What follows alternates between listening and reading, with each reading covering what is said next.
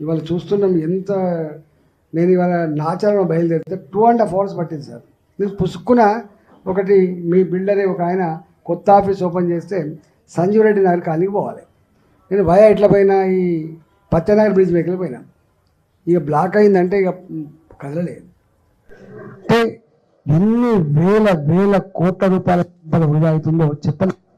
మనం అనుకుంటాం ఈ బ్రిడ్జిలు కట్టేది, ఈ రోడ్లు వేసేది, ఈ ఇళ్ళ కంపల్సరీ ఇచ్చేది ఎన్ని వేల కోట్లు అవుతుంది. కానీ ఎవ్రీ డే ఇక్కడ అదనంగా కాలుతున్న డీజిల్ కావచ్చు, పెట్రోల్ కావచ్చు, లేదా మానవ శ్రమలు కనుక విలువ కడితే ఆఫీసులో అలసిపోయిందన్న కొంత, కానీ రోడ్ల మీద అలసిపోయినటువంటి అలసిపోడు దానికి డబుల్ అలసిపోయిన సందర్భాలు కూడా చూస్తున్నాం.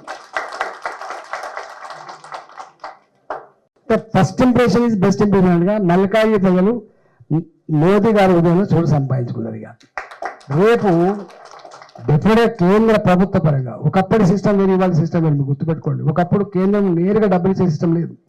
ఇవాళ అమృత నగరాల కింద, స్మార్ట్ సిటీస్ కింద రకరకాల పద్ధతులలో కేంద్రం కూడా ప్రజలకు కొన్ని సౌకర్యాలు కల్పించాలి, ఇన్ఫ్రాస్ట్రక్చర్ డెవలప్ చేయాలని చెప్పి చేస్తుంది. మీరు చూస్తున్నారు.